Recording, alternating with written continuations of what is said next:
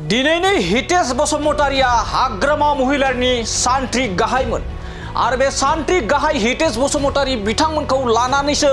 BPF सरकार दादोंमोन आरो बे बाथ्राखौ आं बुङाखै बे बाथ्राखौ अजद दिखांदों एबा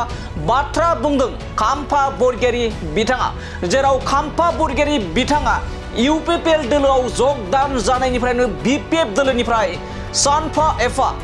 हाई प्रोफाइल्स नि दैदेनगिरि बीपीएफ नि जा हाई प्रोफाइल्स नि दैदेनगिरि बिथांमोना बीपीएफ दोलोखौ नागारजोबदों आरो नागारजोबनानै यूपीपीएल दोलोआव जगदान जादों। गिबियावनो चन्दन ब्रह्म बिनि उनाव खाम्फा बरगयारी आरो दिनै हितेश बसुमतारि आरो बे हितेश बसुमतारिखौ हाग्रामा महिलारिनि दैदेननायनि बीपीएफ दोलोनि सान्थ्रि गाहायमोन होननानै गोख्रों बाथ्रा बुंदों खाम्फा बरगयारी बिथाङा फोरमायदों हितेश बसुमतारिया हाग्रामा महिलारिनि सान्थ्रि गाहायमोन नाथाय दिनै हाग्रामानि नंला। हितेश बसुमतारिया दिनैनिफ्राय बीपीएफ दोलोखौ नागारबाय एबा हाग्रामानि सान्थ्रि गाहाय नङा। दायो हितेश बसुमतारिया यूपीपीएल दोलोनिसो सान्थ्रि गाहाय आरो बे सान्थ्रि गाहाय महरै रायजोनि जौगानाय ओनसोलनि खौसेथि सोलोंथाइ बायदि बायदि साननानै दिनै यूपीपीएल दोलोआव जगदान जादों होननानै बाथ्रा बुंदों खाम्फा बरगयारी बिथाङा। लोगोसे आरो मोनफ्रोमबो ओनसोलाव बीपीएफ दोलोआ बिग जिर' जागोन आरो हाग्रामा महिलारि बिथांनि दैदेननाय बीपीएफ दोलोनि रोजा रोजा लाख लाख सुबुंफोरा बीपीएफ दोलो नागारनानै यूपीपीएल दोलोआव जगदान जादों आरो यूपीपीएल दोलोखौ मोनसे गोहोगोरा दोलो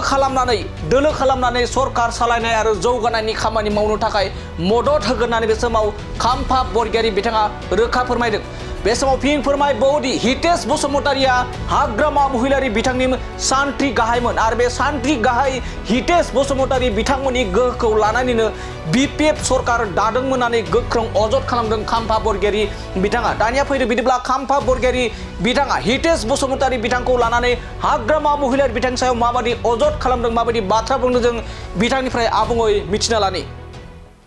जोंनि आगोलनि बीपीएफ नि तारमाने नोंथांमोननि बे मुसलपुर जिल्लानिनो आफादगिरि माने सान्थ्रि गाहायमोन नङा होमबा जाहा हाग्रामा महिलारिनि बीपीएफ नि सासे सान्थ्रि गाहायमोन हितेश बसुमतारि बिथाङा दिनै यूपीपीएल आव हाबनो फैबाय मानव गेदेर हितेश बसुमतारि चन्दन ब्रह्म जाहा डेपुटी चीफ गोविंद बसुमतारि आरो यूपीपीएल नि जेनेरेल सेक्रेटारि बिथांजों लोगोसे गासिबो जोंनि दैदेनगिरि बिथांमोन आरो मुसलपुर जिल्लानि गुबुन गामिनिफ्राय नुजाफैनाय आंनि जोबोद मोजां यूपीपीएलआ ओरैनो बोलोगोराखा शक्तिशाली मोनसे राजनैतिक दल दिनै जोङो बेवहाय जगदान होफैदों आं जगदान होफैबाय जोंहा चन्दन ब्रह्म बिथाङा आंनि आगोलाव जगदान होदों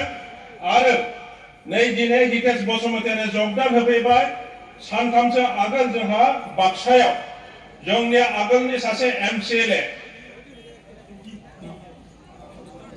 माखन स्वर्गियारि गसंनाय दङब्ला